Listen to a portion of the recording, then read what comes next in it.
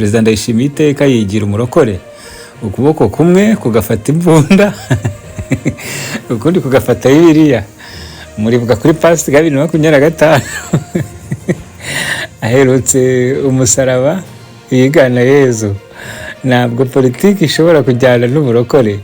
Muri politiki haberamo ibintu byinshi bibi Imana itubuza: ubwicanyi, inzangano, ubugambanyi, intambara, ubujura, guhangana, amatiku, kwikubira, gutoneshwa bene wanyu, gutonesha bene wanyu, ruswa n'ibindi.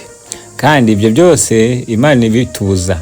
Yesu yasize abujije abakristo nyakuri kwivanga muri politike n'intambara zibera muri iyi si.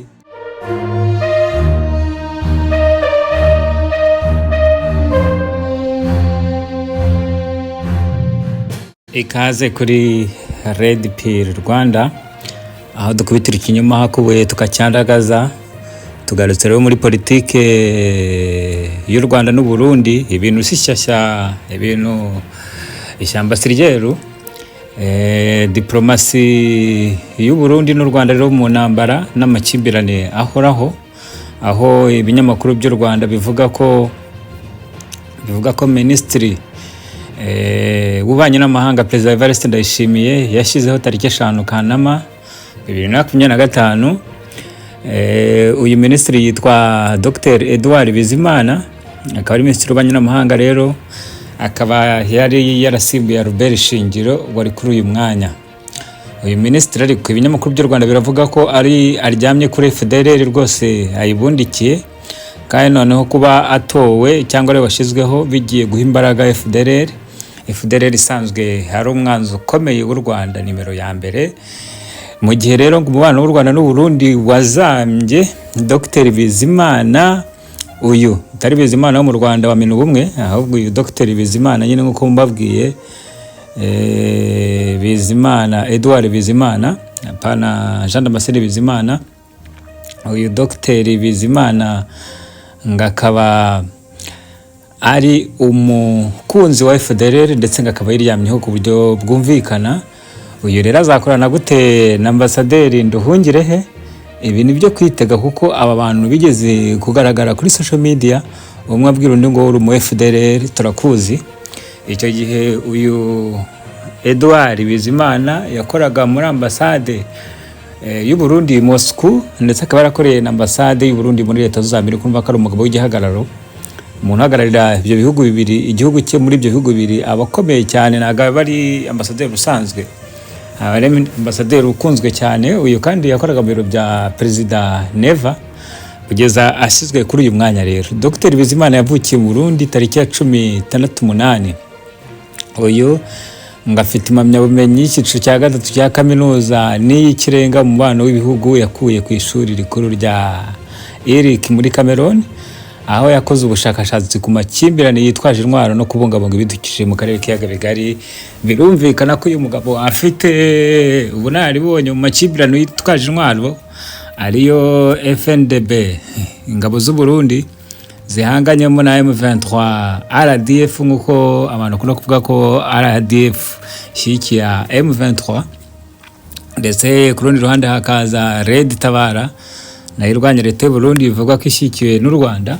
Birumvikana ko ari agatogo muri iyi ntambara y'indyankurye. Amahanga avuga ko ari intambara y'amabuye y'agaciro, abandi bakavuga ko ari intambara yo guharanira uburenganzira bwabo. Twe rero ntabwo dufata uruhande, kuko turi abanyamakuru b'umwuga. Abanyamakuru b'umwuga rero bakugezaho amakuru atari ivumbi. Ikinyoma tugikubitira hakubuye tukaguha ukuri konyine gushobora kumurikira. Uyu ambasaderi rero ngo yatangiye gukorera Minisiteri y'Ububanyi n'Amahanga y'u Burundi muri 2004, umujyanama w'umuyobozi mukuru ushinzwe umubano w'iki gihugu n'Uburayi ndetse na Amerika y'Amajyaruguru. Nyuma y'imyaka 2 yagizwe umuyobozi wungirije ushinzwe protocol mu biro bya Vice Perezida. Muri 2007 kugeza 2010 birumvikana ko ku bwa Nkurunziza yarahari. Dr Bizimana yari umujyanama wa mbere muri ambasade y'u Burundi muri Amerika.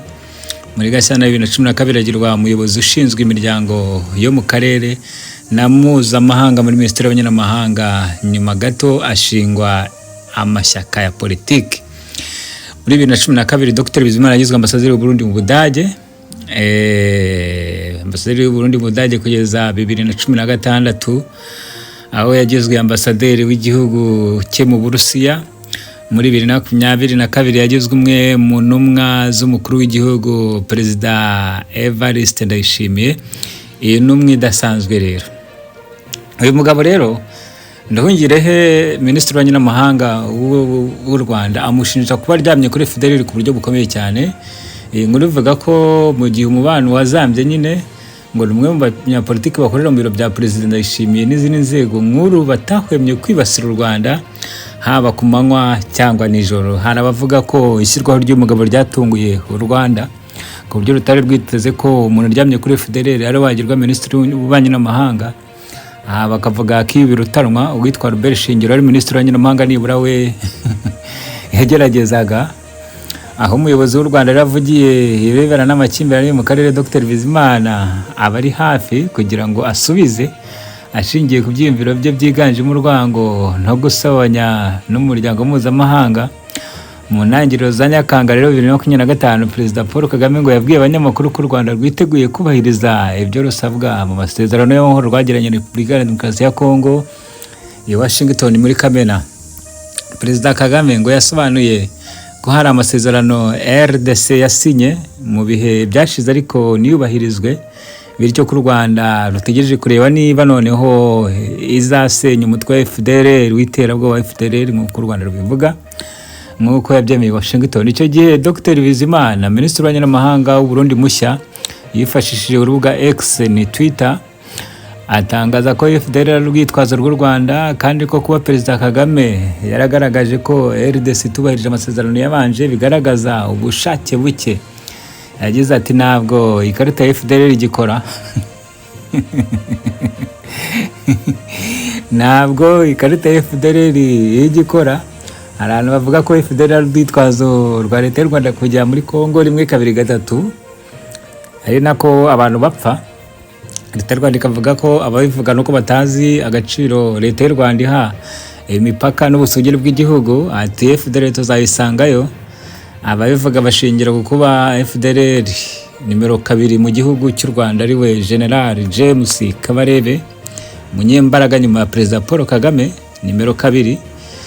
Ati FDLR nta kintu irimo, nta nubwo yamara hano umunota ku butaka bw'u Rwanda, kandi twarayimaze twarayitsinsuye. Ibi byaje kunganirwa na Ambasaderi Karega muri Kongo muri interview, ati FDLR ntabwo giteje ibibazo ahubwo ideology yayo. Umunyarwanda Felix Mugenzi rero tariki ya 3 Nyakanga yanditse ku rubuga rwa X ko Perezida Ndayishimiye na Felix Tshisekedi wa RDC bongereye FDLR imbaraga kugira ngo babone uko bakomeza gusahura umutungo kamere. Dr Bizimana amusubiza ko uyu mutwe w'iterabwoba nta kibazo uteje. Dr Bizimana yagize ati FDLR ni kiri ikibazo ku Rwanda ahubwo n'urwitwazo rwaso kugira ngo asahure RDC. Ibinyoma byanyu ntabwo byakomeza. Mugenzi yavuze aya magambo ashingiye kuri raporo zitandukanye zigaragaza ko leta y'u Burundi imaze igihe kinini ikorana n'imitwe irwanya leta y'u Rwanda irimo FDLR, cyane ko kuva umubano w'ibihugu byombi wazamba mu mpera ya 2023. Nubwo Dr Bizimana ahamya ko FDLR itakiri ikibazo mu karere, akanama k'umuryango w'abibumbye gashinzwe umutekano kagaragaje kenshi ko uyu mutwe ugifite uruhare mu ihungabanya ry'umutekano mu burasirazuba bwa RDC, ndetse kashimangiye ko ugomba gusenywa. Bimwe mu byo tubabwira twabikuye ku kinyamakuru Igihe. Umurundi utibasira u Rwanda amugororerwaho aha ibinyamakuru byo mu Rwanda birimo Igihe bivuga ko umuntu utibasira leta y'u Rwanda agororwa kuri Dr Bizimana. Mu yandi magambo, igihe kiravuga ko uyu mugabo yaba yarahawe umwanya kubera ko asanzwe yibasira u Rwanda, bago na neva yibasira u Rwanda. Kubera iki? Reka tujye muri background rero y'ikibazo u Rwanda rufitanye na Kongo, mu mbabarire rufitanye n'u Burundi. Mu ntangiriro byavuzwe ko u Rwanda rufite abakoze kudeta mu Burundi, bityo Burundi bwasabye ko boherezwayo bagacirwa urubanza. U Rwanda rurabyanga, bivuga ko impamvu ari uko amategeko y'impunzi atemerera impunzi koherezwa, ariko impunzi y'ibyaha biyihama kandi hakaba ari ibimenyetso ndashidikanywaho ko yakoze ibyaha. birumvikana ko iyo mpunzi yoherezwa, niyo mpamvu n'abakoze jenoside nubwo aba ari impunzi boherezwa mu Rwanda. Icyo ni kimwe. Icya kabiri cyaje kuzamo ni uko leta y'u Rwanda, Uburundi bwashinje leta y'u Rwanda gushyigikira Red Tabara, inyeshyamba zirwanya leta y'u Burundi, zikaba zaranateye ibitero zikica abaturage bigera muri 3. Icyo gihe niba baravuze ngo tugiye gufunga imipaka, kandi umubano wo ubu turawukase, dufunze imipaka rwose.